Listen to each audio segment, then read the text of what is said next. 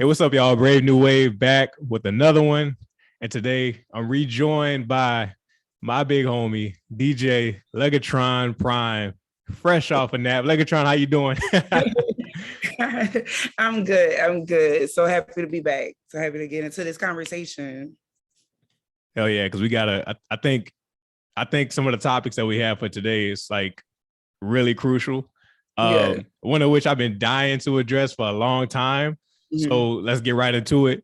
But first and foremost, before we got into that, you performed at this year's BUKU Fest. Mhm. Um, I unfortunately wasn't able to attend because of work and everything like that. But from everything that I saw on social media, you like definitely killed it, and it definitely looked like just the fucking city was like alive and on fire. It was Yes. something that I really haven't seen before, like in a while, from the Mhm. city of New Orleans, because of COVID and everything like that. So just right quick, give us a recap of like BUKU Fest.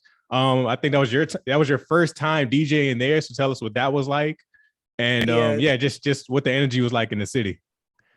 BUKU Fest was crazy. Like it was crazy in like a good way. Like it was almost kind of like a dream. Because it was like we had been waiting so long to get to that actual like festival. So once it was like day of BUKU Fest, like I'm like, oh my God. Today is like it's BUKU Fest or whatever. But the energy was crazy. Like there was so many people.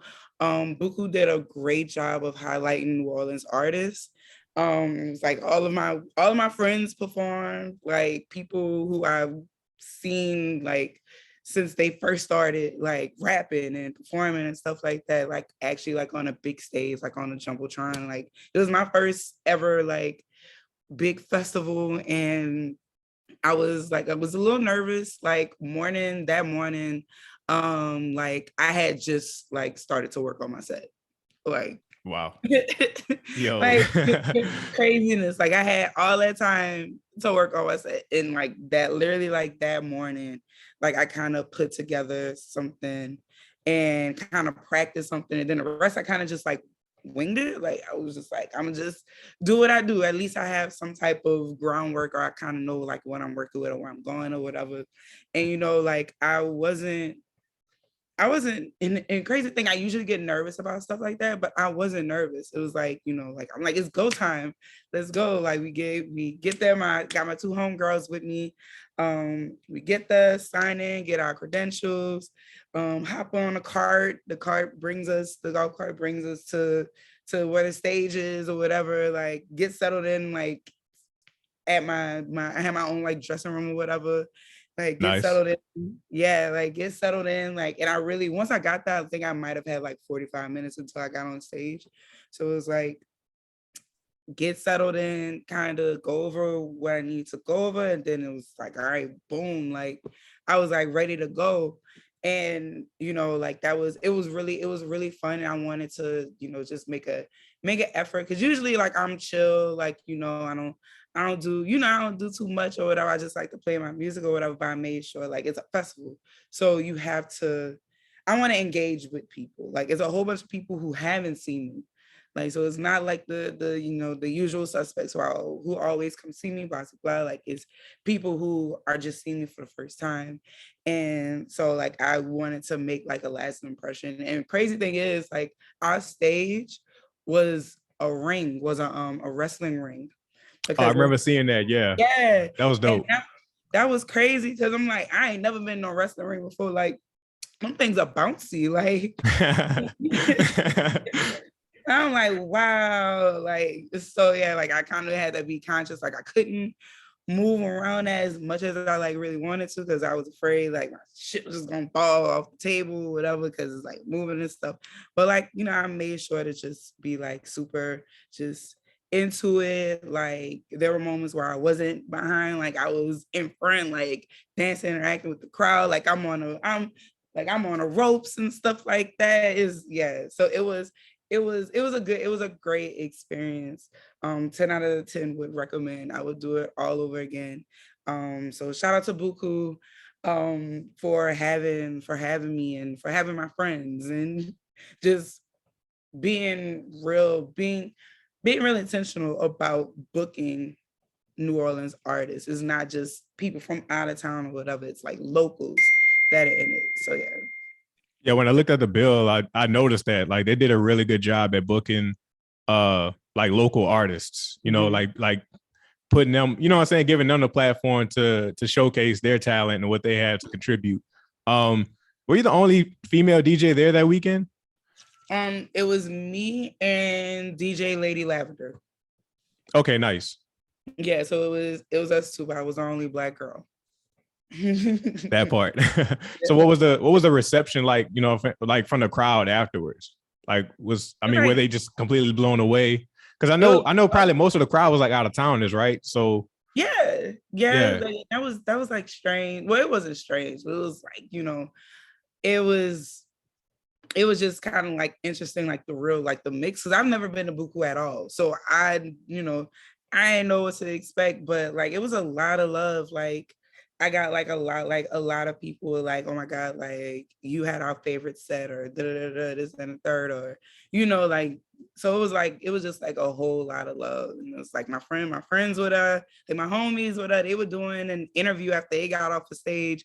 They were doing an interview, and that was during my set. And like once they got done with their interview, they all like ran over to the stage. So you see like a bunch of dudes with like global warming shirts on, just running across, and like they're like just came running in front of the stage, and it was like, oh, look at my friends. Yeah. So yeah, it was love. I got a lot of love, like, and that was so cool. Man, that's glad. I'm glad to hear that for real. Because you deserve all the love. You know what I'm saying? Like you work really hard and you're really fucking good at what you do. You know what I'm saying? So I'm really ecstatic that, you know, that's paying off and people are, you know what I'm saying, noticing. Yeah. But yeah, have you been to Coachella before? Like in Cali? Nope. No, because from what it came off to me was like it was like a Coachella vibe, but in NOLA. Mm-hmm. Yeah. So that's pretty accurate to say. Kind of, yeah, but they also did a good job of focusing like on the arts too. So like they had like a lot of like interactive like art installations and stuff like that you can do. Oh, that's dope. Yeah, so that, you know, they had some really good like artist stuff going on too. So yeah, it was great. It was so much fun.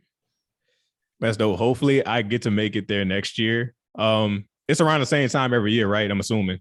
Yeah, I think they have two that they do. Like A word? I think they do one in the summer. I think they might do one in the fall. No, actually, no, it's just one. So yeah, it'll be the same time next year. Hell yeah, I'm gonna definitely prioritize that. Yeah. But yeah, let's talk music. Before we get to like the steak and potatoes of today's episode, I want to first ask you, like, what are you currently listening to? Like, what does DJ Legatron Prime have? You know what I'm saying? Mm-hmm. in the chamber right now. Right now, I am still listening to like a lot of Isaiah Rashad. I'm starting to listen more to Doechii. She just signed to TDE. What else am I listening to? Let's see. Let's go to the Spotify. Cause sometimes I just really like just listen to like a few things. Oh, like Wiz just put like Taylor Aldergeist on. Yeah, I saw that. He put it on Apple Music. I kind of been in that, listening to that. Wale put More About Nothing on streaming. Yep. So I was revisiting More About Nothing. Kind of like going from like the 2010s to like the 2013, 14 era, like with all of the stuff like being put back on, well, actually being uploaded to like streaming. Like I had to go down memory lane a little bit. But yeah. Hey, do those projects sound a little different to you though? Like, yeah, I can't put my finger on it, but like I'm listening to it like the Wiz project, and I'm like, something about it it doesn't sound like it did years ago. And I don't know if that's because like I haven't heard it in such a long time, or like they had to like switch some shit up to put it on, you know what I'm saying? Streaming service. I think that's what it was. They have to switch some stuff up. Cause I know when Big Crit put up think it was Return of Forever. It was like some of the songs like he had to remake the beat Oh, because damn. it was kind of like a sampling thing. So Okay, I think that makes with sense. a lot of these projects that are like, oh, that's just now being put up, they're either kind of remastered.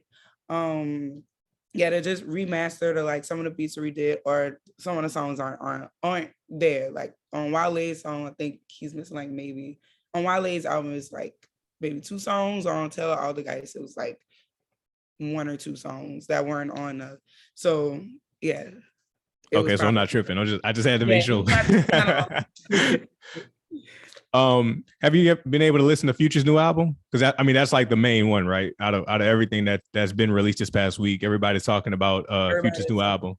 No, I haven't listened to it yet because I want to kind of gauge what people are like saying about it. Not so I can go in with like a preconceived notion of what it is. It's just, I want to hear like the commentary, like because I'm not like a huge Future fan or whatever. Like some of his music's cool, like, but I'm not like, oh my God, Future dropping. And I'm just not like that. So like I want to see like people who actually do listen to Future. Like I want to see like, do they feel like it's one of his better projects, or if there's growth in it, kind of like just what the conversation is just surrounding, I guess, like him as an artist as this album is being put out. So I'm gonna get to it. I'm gonna get to it because I already know this weekend somebody will be like, oh, you got that new Future, and so you know that wait for your joint that's about to be, you know what I'm saying, somebody gonna recommend it or somebody gonna like ask you to play it. Yeah. Also, like what songs are being most talked about too. And Right. that's kind of how I gauge like what to play in the club. Like what songs are people actually really talking about? So I mean, like from that, like from the feedback that you have gotten or have seen or heard from the project, I mean, what do you see most people saying about it? I'm gonna give my 2 cents, but I just want to, you know what I'm saying, I just wanted to see. I feel like I haven't seen anything bad, which is interesting because like I know maybe like his project before last, I think like Hendrix or something, like it was like people did not like it like that, Come on.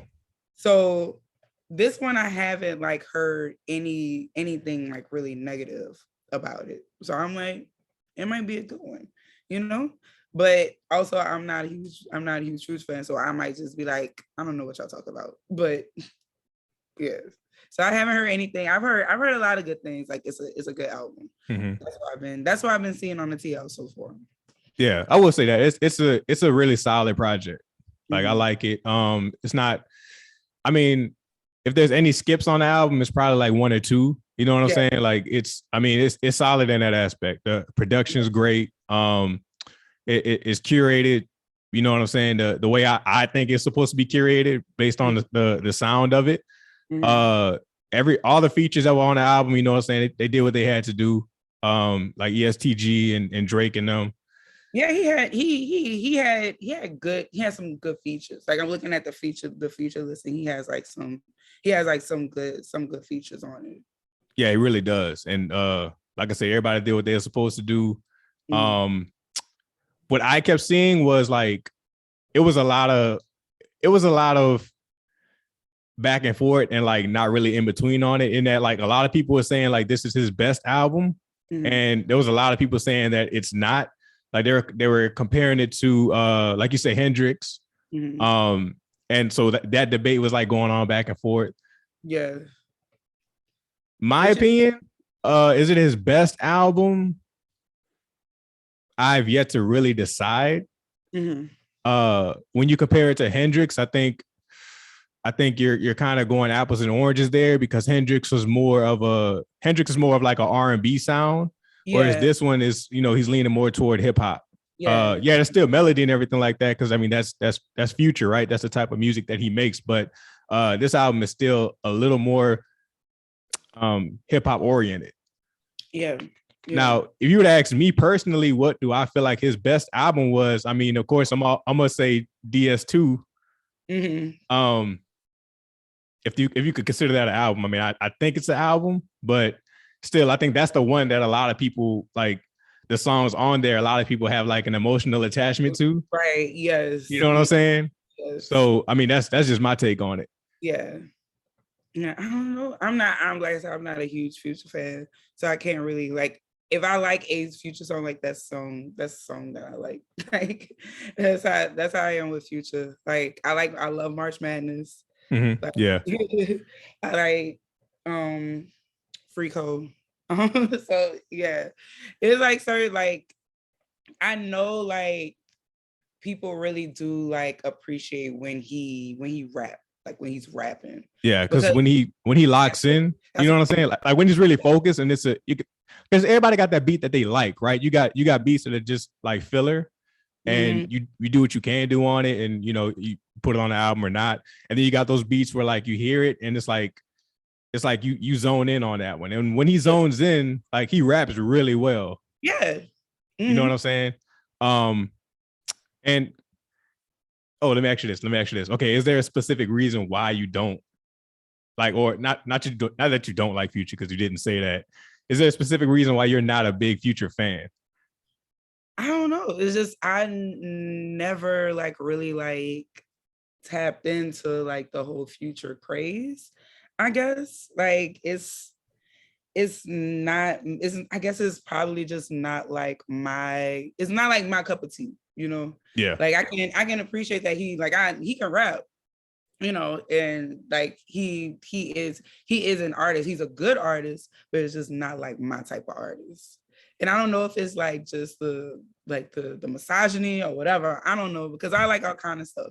Like I like all kind of stuff. So I don't really know. I think I never just like really like tapped into like the Future thing, you know. Yeah, and that's fair. That's valid. Yeah. You know what I'm saying? I mean, me, I wouldn't consider myself the biggest fan, but I appreciate artists who like they come into the game and they just change the sound, right? Yeah. That's why I could never, or even if they don't change the sound for the long run, like they make that attempt to, you know what I'm saying? Like that's why I can never say anything bad about like artists like Juvenile or artists like Soulja Boy, right? Like like any of those artists that came in and they just changed, you know, the future of music and hip hop is sounding. And I think Future did that. You know, when he came out with Pluto, that started that wave of like that new trap sound from Atlanta. Right. So yeah, you're absolutely right. You're absolutely right. So he definitely did. He birthed, I feel like a new generation of artists and definitely added a new sound to what hip hop is and what music is and what rap is. Like it's not just this one sound or these 1, 2, 3 sounds or these 1, 2, 3 melodies or whatever. Like is all different type of things, and it's up to an artist to create their own. You know, if they don't want to follow like this formula, they make up their own, and that's a new formula that everybody else can use. So yeah, and that's why, you know, they got a lot of heat. Whoever that writer was, I think that was Elliot that wrote that article in GQ that just came out where like but didn't it come like the best rapper alive or something? Yeah, that one. Yeah, Future was on the cover and they called him the best rapper alive, and I'm like, I wouldn't go that far. But is Wayne dead? Like, no, for real. Did I miss something? I wouldn't say the best rapper alive, but he's a really good rapper. Yeah, I get where they was going with it. You know what I'm saying? Like I get, because what we just talked about is like, okay, he, you know, you think about the rap stars now, like Lil Baby and them. You wouldn't have them without Future. So Amigos, you know, that whole Atlanta wave. Future started that. Yeah, so like that rappy, sing songy. Yeah. Rappy. Yeah. Type, yeah. So definitely. I look at it like if you were born in the 2000s, think about it. You don't know Wayne. You know what I'm saying? Like you don't know 03 through 09 Wayne. You know Future. Right. You feel me? So like it's subjective. Like that's who's big too. And it's so crazy like how music is generationally. It's like our music growing up is not the music that these kids are growing up with now. Right, at all. It's completely different. Like, that's what our parents had to go through. Like their music is not the music that we grew up. Yeah. Like, Yep.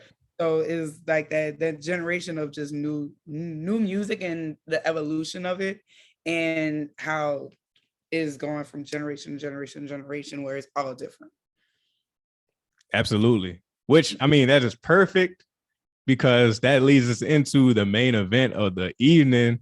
Hey. All right, so let me get some backstory on this, just so it's not, you know what I'm saying, random. So let me pull this up. All right, yeah. So this was 5 days ago, right? Mm-hmm. So I'm scrolling on Twitter, and my homegirl Kelsey, shout out to Kelsey, she made a tweet saying the 90s and the 2000s was really the best times for music. Today's music has very little longevity. And I quoted it and said, 07 was the last of the hits, the quote unquote hits. Mm-hmm. She replied, after comparing the charts in 07 to 08, I can definitely confirm that statement. And I replied with, it's definitely a topic I'm covering on my podcast, which is what we're talking about today, because I don't think that the 06, 07 era of music gets the recognition it deserves. No, it does not. It don't. It really don't. Like right. that was how people feel like the 90s is like the golden era or whatever of hip hop. I feel like 06, 07, like 05 to 07 really is like that. It's like songs that you can, like songs that I still play, songs that people know, like you could be young and you know it. Like I looked at the billboards, the Billboard 100s for both years, and it's like something like they don't like, it's not that they don't make music like this anymore. It's just it's that. Yeah, they I mean, don't, that's part of it, yeah. But then now everything is so like kind of manufactured, like it's factory. That's why it doesn't last long. It has an expiration date on it, because it's not like they're putting forth like that effort. And then also I feel like a lot has changed from like just like streaming, how we get our music, how we consume music, is definitely changed from then. So we had to wait a while to get some of these songs and albums. We had to wait. Now it's just like, boom, you get it. Like you get multiple songs from an artist, like within a year, like different like 2 projects in a year, like a mixtape and an album or EP or whatever. So now it's a little bit more like just like manufactured now, and that's why it don't stick. Like they have some that does stick, but generally a lot of music today is just like they don't stick. And it's like sometimes artists are just like kind of throwing it at us. Like, all right, we're gonna see which one y'all like. We're gonna see which one y'all like. We're gonna see which one y'all like. And it's not like they're actually focusing in on one song and building around that song. Like just the whole landscape of music from business to the artistry has changed since 06, 07. It's completely different. Yeah. Yeah, 06, 07, they had some hits. They had some hits. A lot of songs that I played in my set. Absolutely. And like what I loved about the 06 to 07 era of music, which I don't think we're going to get again in a long time, was that there was literally something for everybody. Really and truly. There was hits in every genre, just like one after the other. If you was a rock fan, like they had a lot of really good rock music coming out. Yeah. That even was crossing over to the hip hop crowd. Mm-hmm. You know what I'm saying? Like the Fray with Over My Head. Yeah. Black people was bumping that too. You know what I'm saying? My Chemical Romance dropped that year. A lot of black people was All Out Boy. Like, yep. Yeah. we was in that thing. You could All American Rejects. We loved our little alternative music in 06, 07. Like we definitely Paramore. Come on. Paramore. Yeah, Paramore, like yes, Nickelback. Yep. That's right. It really was something like for everybody, like pop, rock, yep. Alternative, hip hop, R&B. The R&B was crazy. Like the features, like the people who are actually doing songs, like together. Like the features were crazy. So yeah, we had like a lot of a lot of goodness that came out of that year, and it definitely was something for everybody. Yeah, and if you listen to like the some of the current generation's artists, they're actually starting to sample a lot of the songs that came out during that era. You notice that too? Like, yeah, I'm like, damn, I feel old. For real. Like just how like when we was growing up, artists sampled like the music from the 70s and 80s. 80s, yeah. Like it's like they sampling the early early 2000s shit. Like, yeah. wow. That's crazy. Yeah, it will make you feel old. But I think that again speaks to the greatness of the type of music that came out around that time. You know what I'm saying? And just like again, the fact that like I think that was right before hip hop just took over. I mean, hip hop became, and I say this actually with adoration. It just became the standard. Like, you know what I'm saying? If you're not making hip hop music now, like, I mean, you're not going to be as relevant, yeah, because we are the culture now, just like period in general. Definitely. So yeah, so like if you are like a My Chemical Romance or All American Rejects or like one of those bands, and you're trying to come back, you're probably not going to see the same type of success that you saw, more than a decade ago, because I mean, you're not going to get as much rotation as a Lil Baby or a Kodak Black or or a Lil Durk or one of those artists, because that's what the younger crowd is tapped into. Yeah, that's what they tapped into, and that's where the money is. To be honest, like they never. I feel like they, meaning I guess public perception or just how people feel about hip hop. They didn't think that it was like it's not a selling genre.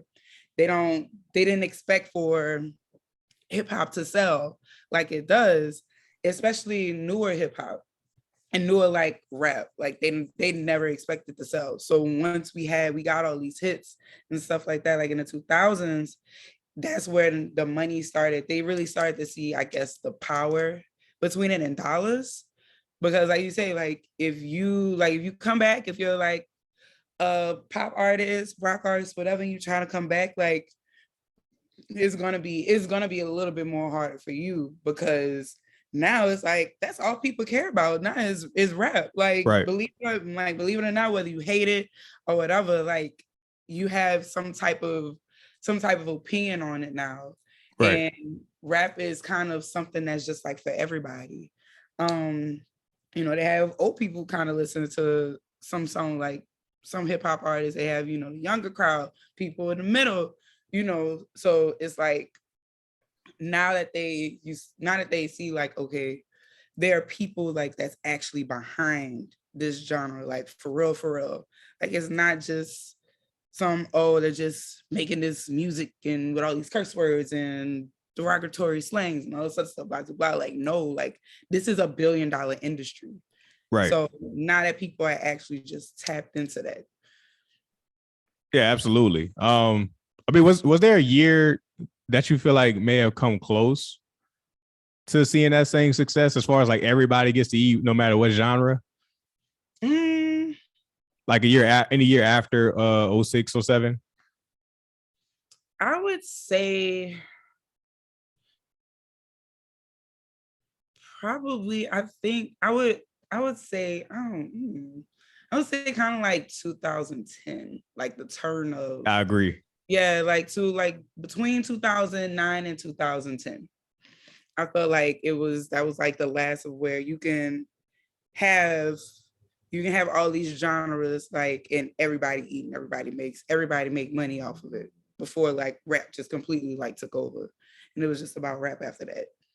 Yeah, I agree 100%. I was literally thinking, I was gonna say 09, but yeah, 09 through 10. That was another really good 2-year run for music.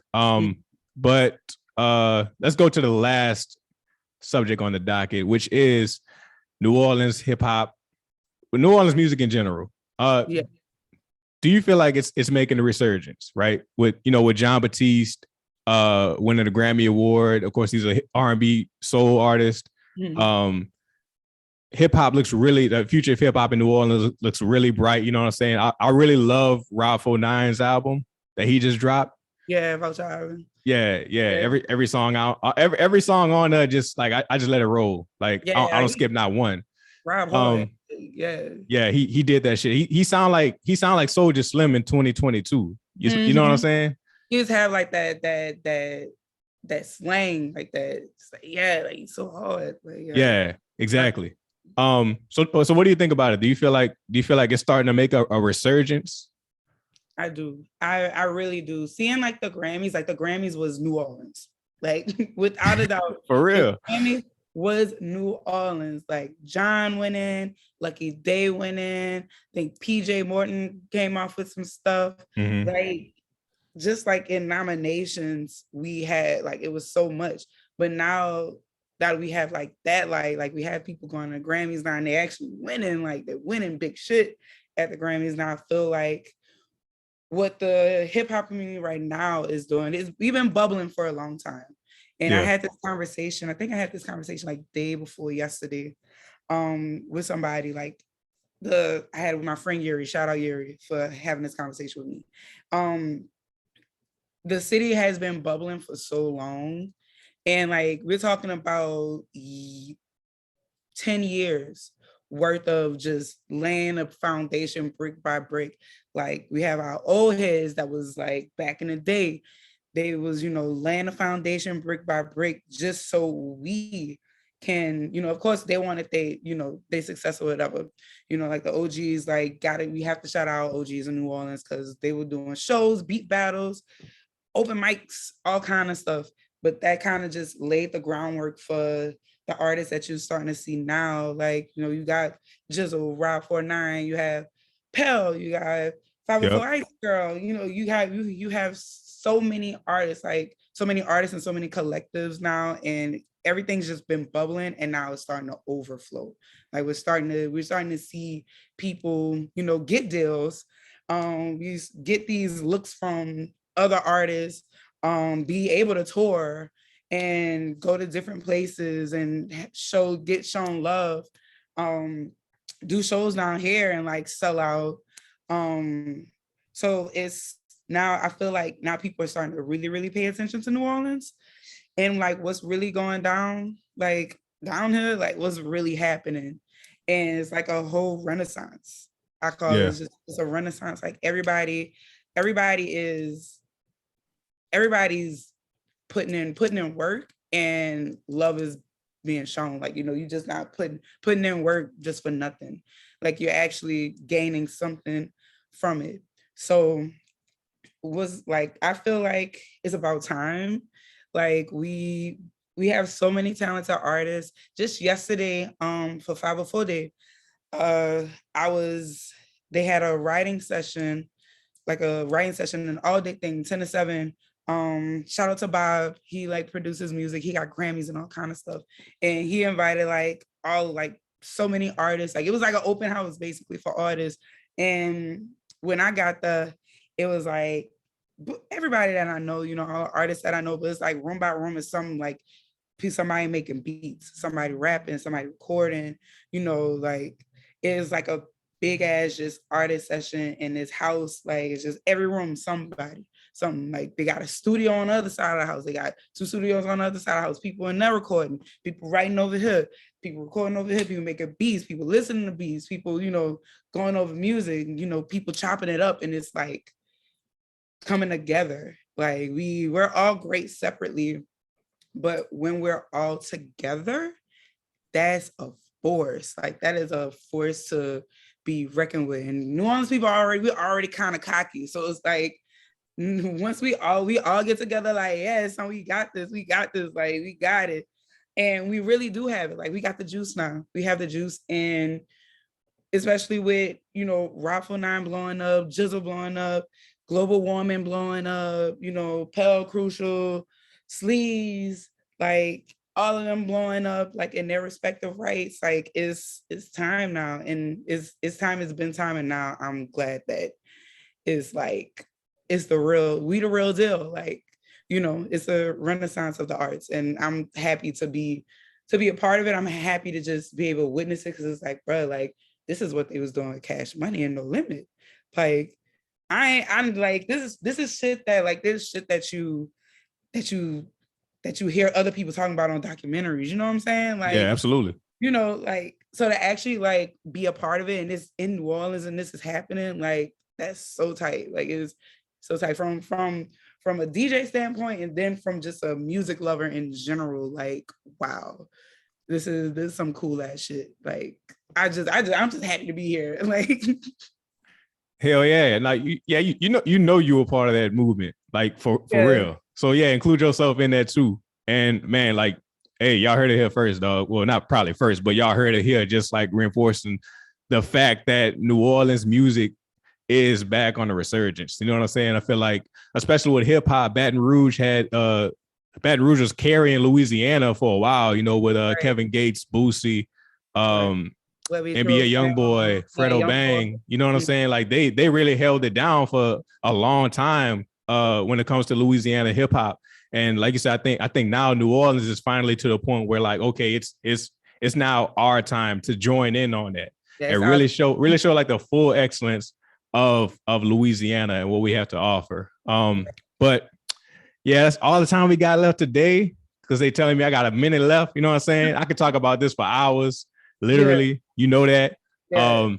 But yeah, DJ Legatron Prime, thank you so much for joining me again today. I feel like this was a really good discussion. And I can't wait to do it again. Yeah, we gotta break this down. People don't be knowing music, so you know we gotta break it down. Right. Exactly, for sure. All right, y'all. Like I said, that's everything for today in this episode. Be sure to like, share, and subscribe. And we're gonna see you for the next one.